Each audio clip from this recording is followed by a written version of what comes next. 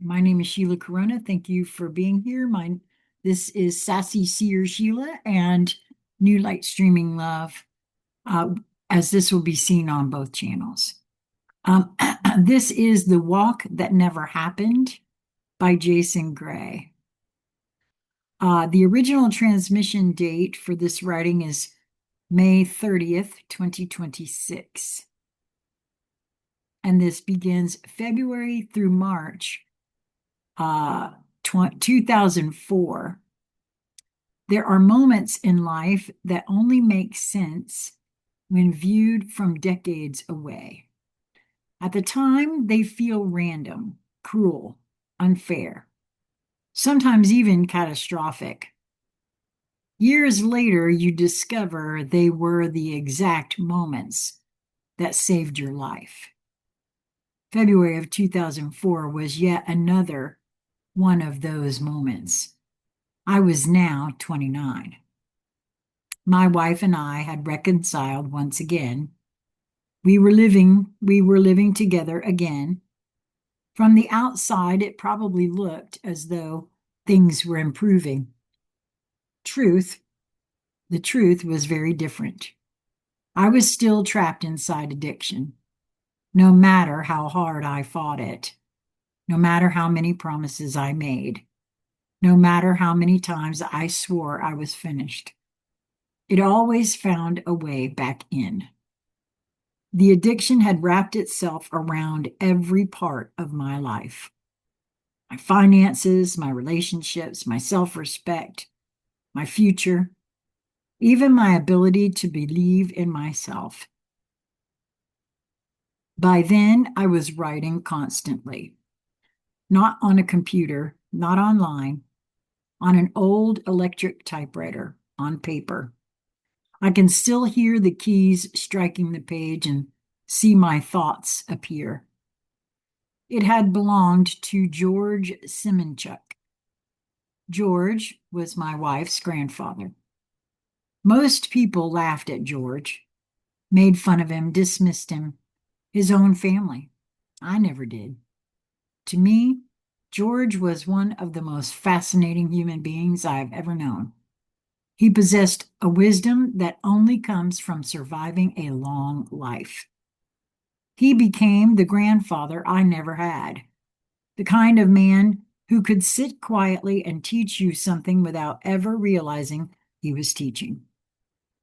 His story deserves a chapter of its own someday. This chapter belongs to another story. Christmas of 2003 had been brutal. I had no money, absolutely none. My wife deserved gifts. My son deserved gifts. Instead, I had nothing. Not almost nothing, nothing. No money, no presents, no plan, no hope. I remember making a card, a simple homemade Christmas card. It was the only thing I had to give, the only gift I could place beneath the tree. Inside, I wrote words that I barely understood myself. Good for many gifts to come in the future. That was it. No wrapped presents, no surprises, just a handwritten promise from a man who had completely lost his way. Looking back now, I find myself staring at that sentence.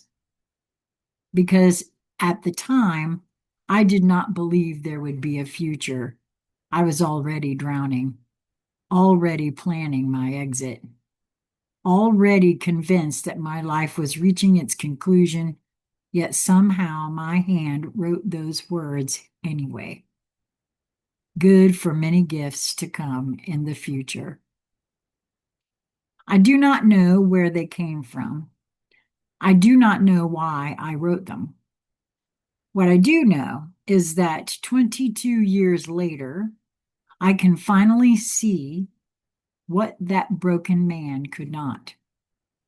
The greatest gifts I would ever give my family were never going to come wrapped in paper. The gift of recovery, the gift of sobriety, the gift of being present, the gift of staying alive, the gift of becoming someone my son could someday understand, the gift of finally telling the truth. At the time, I thought that card represented failure. Today, I see something different. Hope. A tiny spark of hope hidden inside a man who believed all hope was gone. And somehow that tiny spark survived long enough to become a future. Some days I was relying on the community food bank. Other days I would gather enough loose change to buy a single donut. One donut. That would be my food for the day. Years earlier, when we sold our first house, we had actually come out ahead financially. My wife had saved her portion. Mine disappeared into addiction, into dealers, into lies, into destruction. I honestly believed nobody knew I was using again. I had sworn I was finished, sworn on everything, sworn on my life, and yet somehow I had ended up right back where I started, only worse, much worse. The shame was overwhelming. I looked at my son Jaden and felt like I was failing him. I looked at my wife and felt like I was failing her. I looked at myself and saw nothing but disappointment. By February of 2004, I had reached a point where I no longer recognized the man staring back at me in the mirror. I remember gathering up all the things that mattered most to me: photographs, keepsakes, pieces of my life, the things people save because they tell the story of who they are. I boxed them up, then I threw them away, one box after another, into a massive dumpster. Looking back now, I realize what I was really throwing away. It was not possessions, it was hope. I had become completely disconnected from myself, like I was watching someone else's life unfold, like I was a spectator inside my own body. I started walking down the railway tracks. My plan was to walk in the bitter cold until I froze myself to death. The cold air cut through everything. I remember I was crying. Not quietly, not dignified tears, the kind that come from complete exhaustion. I was tired. Tired of failing, tired of disappointing people, tired of addiction, tired of fighting, tired of waking up every morning carrying the same unbearable weight. As I walked, I started talking to God again. The last serious conversation had been 2 years earlier in another house that no longer existed in my life. That kitchen table was gone. That chapter was gone. Yet, here I was, still asking questions, still searching, still hurting. I remember asking the same thing over and over. Why? Why does it have to end like this? Why? I was not asking for money or success or comfort. I simply wanted to understand. I had survived difficult things before, losses, heartbreak, pain. This was different. This felt endless. Then something happened. To this day, I cannot explain it. Call it intuition, call it God, call it grace, call it whatever you want, but something spoke to me and said, turn around, go home. There was no one there, and the voice was clear as day. For reasons I still do not fully understand, I listened. Earlier that same day, I had called my father. I asked him if he could lend me $20. $20 for food and milk for Jaden. At least that's the story. That was the story I told him. The truth is that if he had given me the money, I would likely have spent it feeding my addiction. My father refused. I was furious. I said things I should not have said. I hung up angry. At the time, I thought he had failed me. Years later, I realized he also helped save my life. I returned home, sat down, and waited.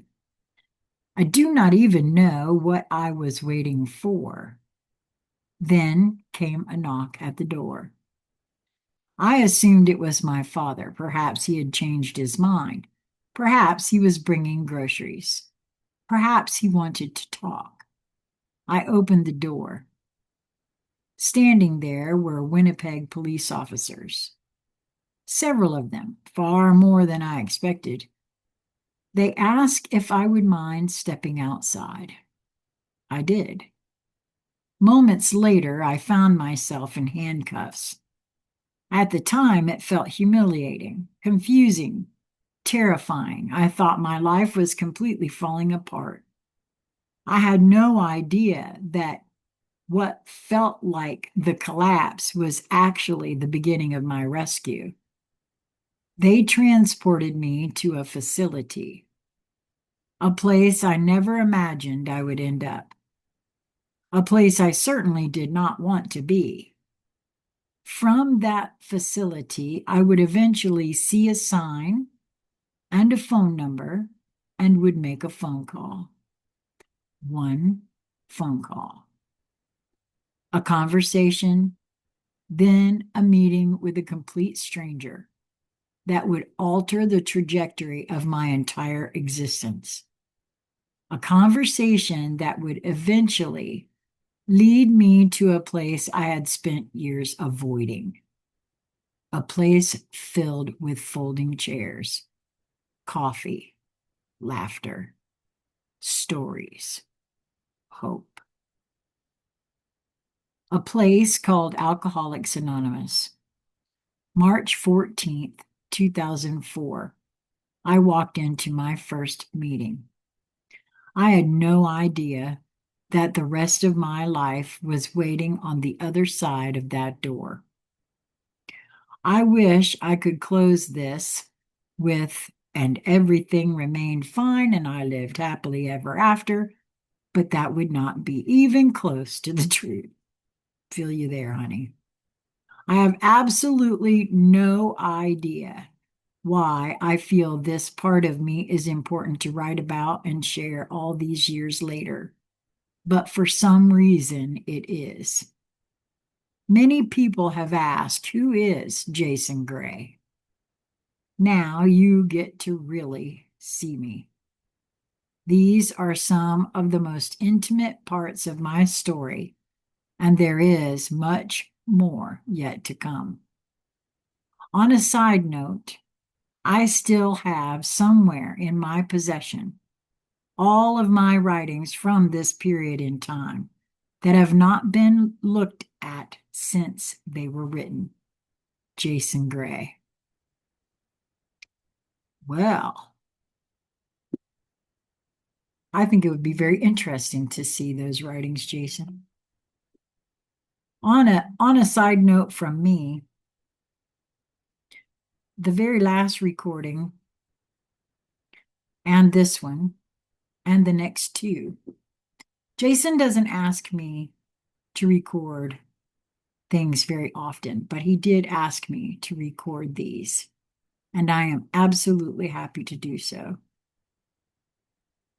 I know that he has affected many of you because you've shared that with me. and he certainly has affected me. So, ever so grateful for you, my dear friend. I hope that you will move towards that which brings you joy in each moment that presents itself to you. If it doesn't feel like you're very joyful in these moments of now, and you need or want someone to chat with, reach out to me.